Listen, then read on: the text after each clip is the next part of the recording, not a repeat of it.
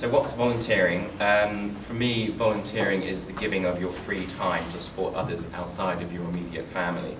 This can be informal, for example, helping out an elderly neighbour with their shopping, to more formal roles such as supporting the work of an established charity. And so why should students volunteer? Well, students are at a key point in their lives. They are forming the adults that they will be for the rest of their lives. And so if they volunteer at this stage, the hope is, and I think evidence shows, that they are more likely to volunteer throughout the rest of their lives and become more active, rounded citizens.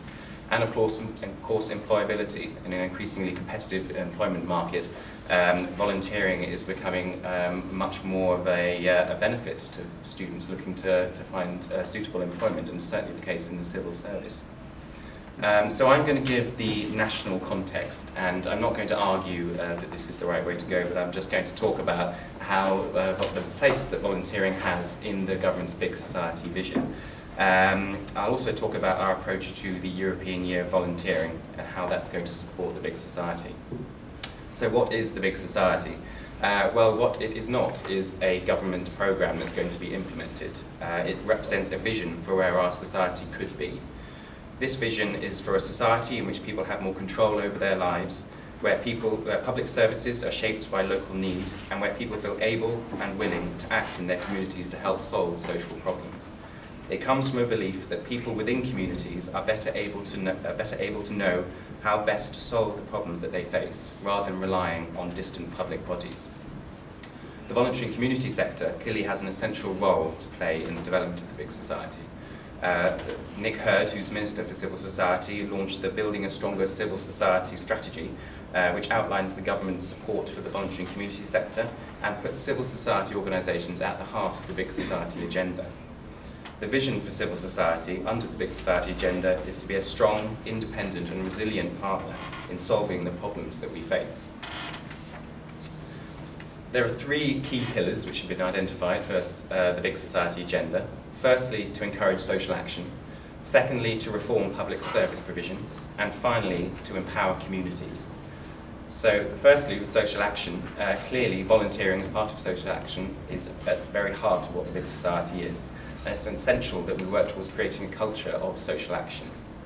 Our volunteering rates are high by international standards. The Citizenship Survey, which is carried out by the Department for Communities and Local Government, shows us that 25% formally volunteer once a month and 41% volunteer once a year. So this is really good. However, there's certainly more that can be done to encourage a cultural norm of volunteering in this country. So that's why we're promoting social action through the big society agenda. And we're doing this in a variety of ways. Firstly, through the National Citizen Service. This will help to shape young people into more socially aware and responsible citizens who will play an active role in their communities. And 11,000 young people will take part in the first big NCS pilot, which will be taking place this summer. Then we want to cut through the bureaucracy which can get in the way of volunteering. This will be delivered through the Office for Civil Society and Department for Business Innovation and Skills Cutting Red Tape Task Force. It's quite a mouthful. But basically what that's doing is looking at where bureaucracy affects small organisations, including charities, and particularly issues around volunteering, and will make recommendations to ministers about how we can cut that bureaucracy. And then in addition to that, the Home Office and the Department for Education have been reviewing the vetting and barring scheme and criminal records bureau checks system. And you may have seen that they announced at the end of last week the outcomes of that review. What else are we going to do? We want to certainly practice what we preach within the civil service. We want to get more civil servants interested and aware of volunteering, and also taking the skills that they have in their roles to voluntary and community sector organisations. So we'll be doing that through a programme called the Civic Service. We will be training 5,000 community organisers to act as catalysts for change and social action in communities. And of course we'll be supporting the European Year of Volunteering, which I will talk a bit more about in a moment.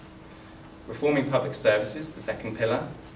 This is basically there to make sure that charities, social enterprises, private companies, mutuals have access to deliver public services. And this is the role that we are going to play in government to try and make that happen by making sure that commissioning processes are suitable to allow access to these services.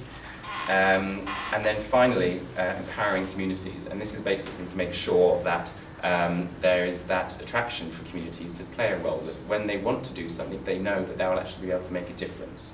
And colleagues at the Department for communities and local government are leading on the localism bill at the moment, which is going to work to try and achieve that.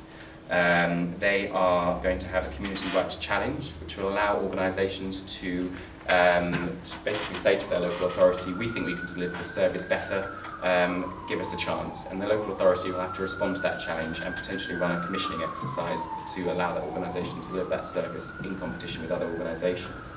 There'll also be a community right to buy, where community groups will be able to have a right to buy local community assets which are up for sale and will be given the time to do so. So how does the European Year volunteering play into all of this? Well, as was mentioned by my colleague from the UN, the European Union officially nominated 2011 as the European Year of Volunteering back in November 2009. And the European Commission is undertaking a central programme of activity, and the purpose of that is to create the conditions across Europe which are conducive to volunteering.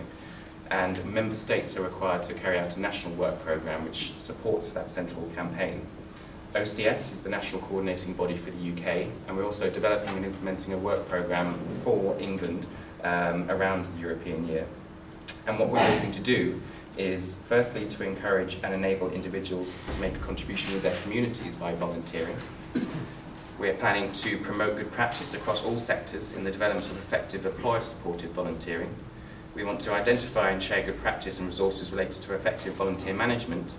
And lastly, we want to open the doors to volunteering to those who are traditionally underrepresented.